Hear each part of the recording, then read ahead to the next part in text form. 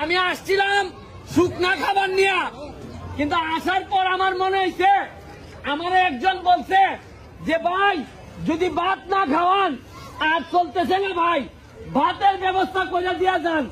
আমি এখানে একজনকে পাইছি, যিনি আপনি আসেন, উনি আপনাদের জন্য 3 ডেক ভাত নিয়ে আসছিল আজকে খিচুড়ি।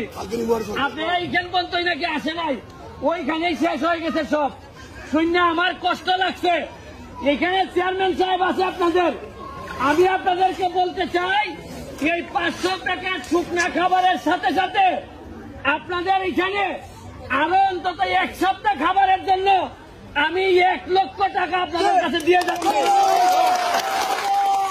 আমি 1 লক্ষ টাকা দিয়েও শেষ না, যদি আরো লাগে আরো দিব, যা লাগে দিব। তারপরে কথা দিচ্ছি যে যাদের এখানে একবার পাড়া দিয়ে গেছি কেরারে না খাইয়ে থাকতে দিব না, এটা কথা মনে রাখেন। বিপদ কখন আছে কেউ জানে না। আজকে সুনামগঞ্জের উপর যে বিপদ হয়েছে, আমি হবিগঞ্জের মানুষ আইছি, আগামী বছরে আমার মা বোন পানিবন্দী থাকতে পারে, আপনারা যাবেন সাহায্য করতে। এইটাই বলে মানুষ এবং মনুষ্যত্ব। টেনশন করবেন না, আপনারা বেশি দিন আল্লাহ পরীক্ষা নেয় না, বেশি দিন না, এই পানি নেমে যাবে, আমরা আবার ফেরত যাব। তবে মনে রাখেন, এইরকম দুঃসময়ে আপনাদের এলাকার যেসব মানুষ আপনাদেরকে সহযোগিতার জন্য আসে নাই, তাদের কথা আপনাদের হৃদয় কোনোদিন ভুলবেন না।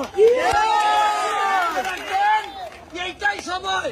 শুনেন, শুধু বিয়ে শাদী করার জন্য, বিয়ে শাদীর অনুষ্ঠানে না, মানুষ যখন বিপদে পড়ে একজন নেতা হিসাবে, একজন এলাকার মানুষ হিসাবে আশা বলে আমি মনে করি। আপনাদেরকে একটা দুঃখের কথা বলি, ঢাকাতে আমি একজন সুনামগঞ্জের লোকের সাথে আমার কথা হয়েছে।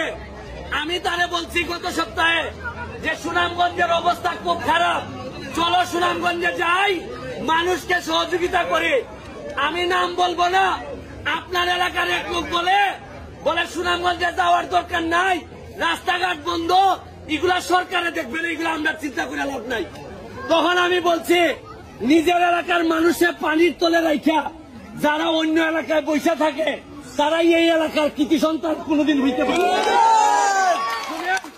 এই জন্যই বলি মানুষ চিন্তা রাখেন, আমি এই জায়গায় কোনোদিন ফেরত আবার নাও আসতে পারি, আপনার সাথে আমার দেখা নাও হইতে পারে, তবে মনুষ্যত্বের দাবি নিয়ে আসছি। আপনাদের জন্য চা পারি কইরা দিয়ে যাবো। আজকে 1 লাখ টাকা দিয়ে যাইতেছি, আবার এই শুকনা খাবার দিয়ে যাইতেছি। লাগে যদি ডাকবেন।